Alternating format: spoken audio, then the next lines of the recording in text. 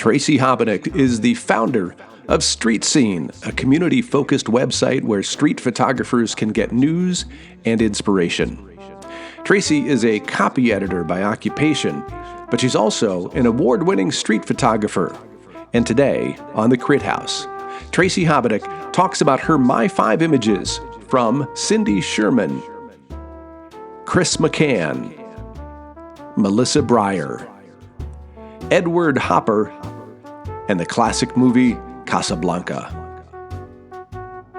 I know you from Instagram, but you have recently started a fairly interesting project. So I want to learn about you, but I want you to tell us about Street Scene as well. Tell us what you're doing with that.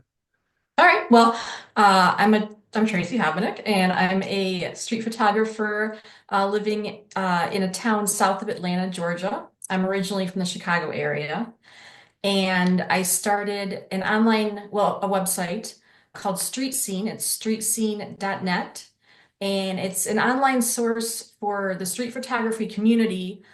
I have interviews on there with street photographers. I have an events page that lists current exhibitions, workshops, planned photo festivals.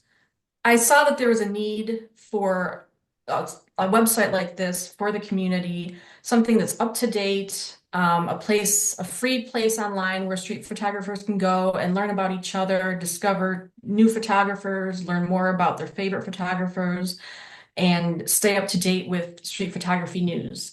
Yeah. Who are some of those great photographers you've interviewed?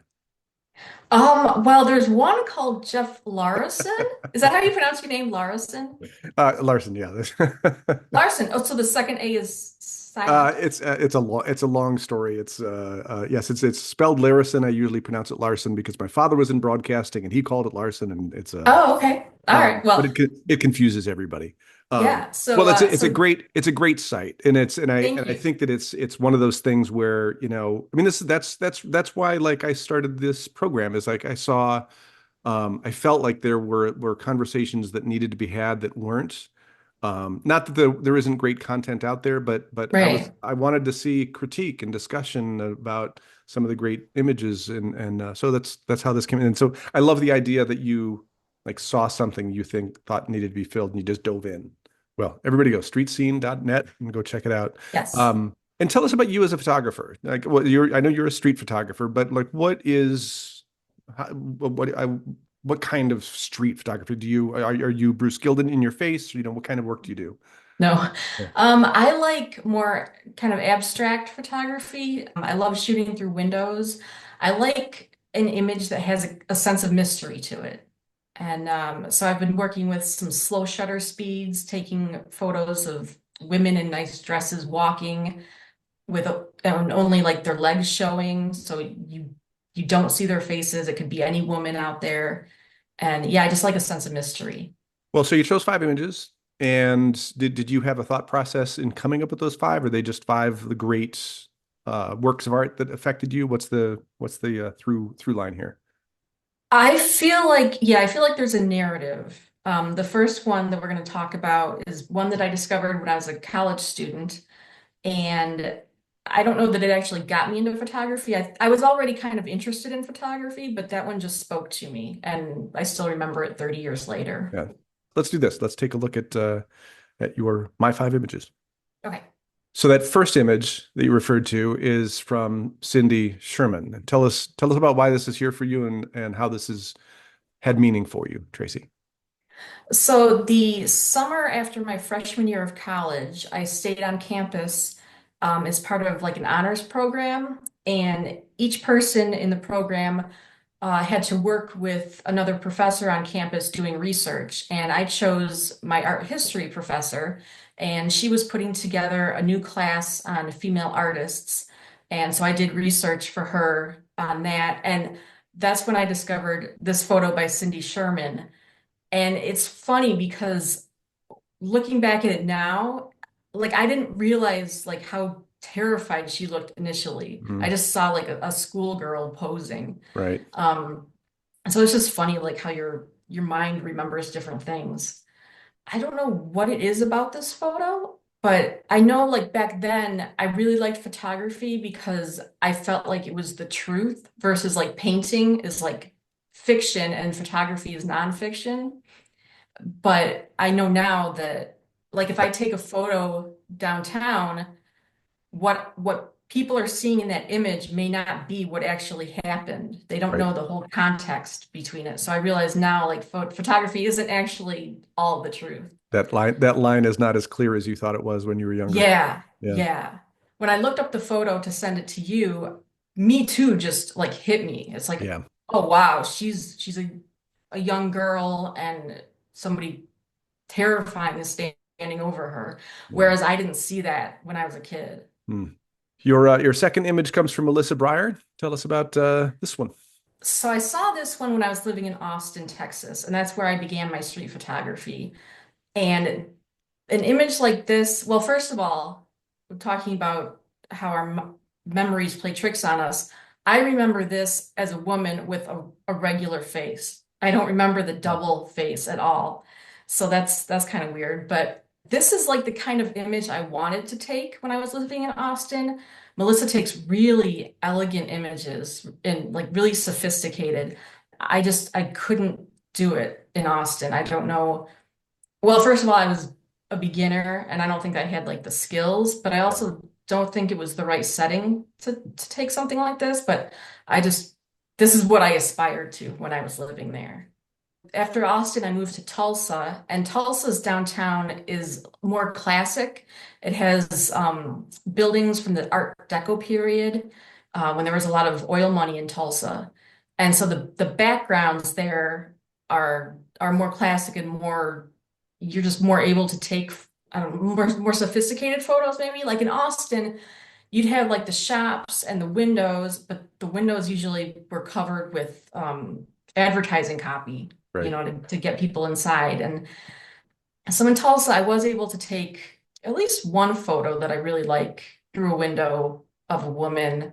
And so I was getting to where I wanted to be photography wise, more in Tulsa. It is pretty amazing how place has such an impact on us as photographers.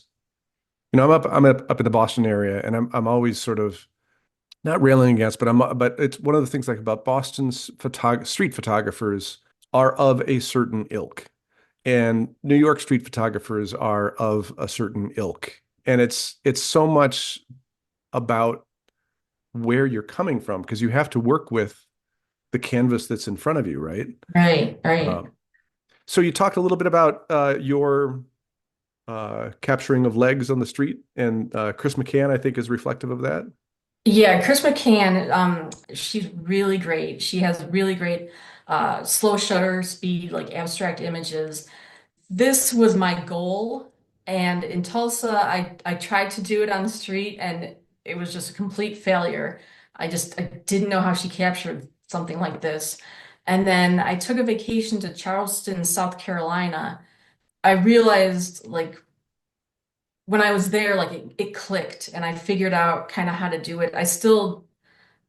I'm not anywhere near as good as she is, but she was the one who kind of inspired me to do a series that I call Wisps.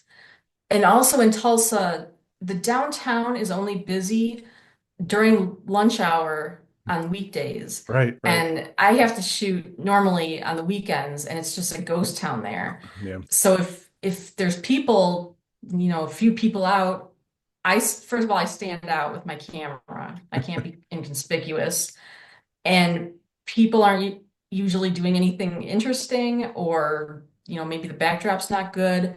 So um, I just felt better if I didn't have the people's faces in the photos. I just felt more comfortable taking photos of them. And so if they came to me and said, "Hey, why'd you take my picture?"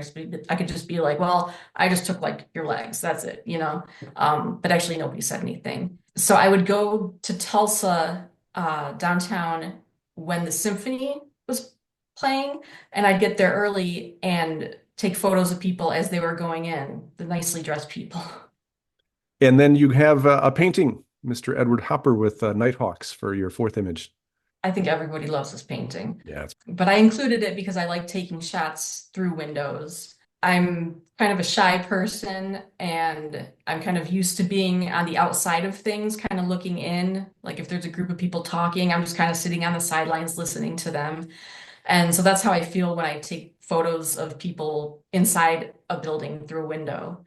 I like this photo or this image because you just wonder what they're talking about and you wonder why that man is sitting by himself. And there's so much about Hopper's work that is like this, right? There's so he's looking into and through windows from the outside, and he's separate, not even a wallflower, but he's othered himself. Yeah, and the angles and the light and the just the moment and the gestures of the people they all come together on this. I love it. yeah, yeah, it's a great image. This I was keep wanting to say photo. I'm the same. Well, this was, I have to say, I mean, we're sort of simpatico because this was one of my five, my five. So kudos on having the great taste. Thanks. And your number five is a film still from Casablanca. Is it the film, or is it the this particular still that is your motivation for you? Well, I chose this particular still because I had it on the wall of my bedroom growing up. Casablanca is not my favorite film, but I did grow up with loving classic Hollywood movies from the 40s and 50s.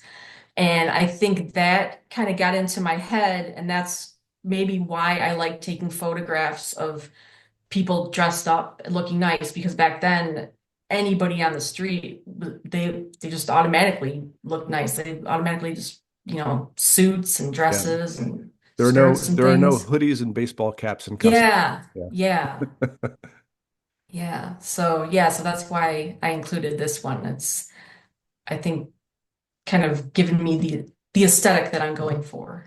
That's interesting, when you have something on your wall as when you're a kid, how that has, because a couple of people have done that same thing where they had a poster or an album cover that was from when they were young, and they come to it from a different way. How do you think that like changed the way you thought of images? Well, it's funny because I completely forgot about this photo for like 30 years until I was trying to think of the fifth image to send you.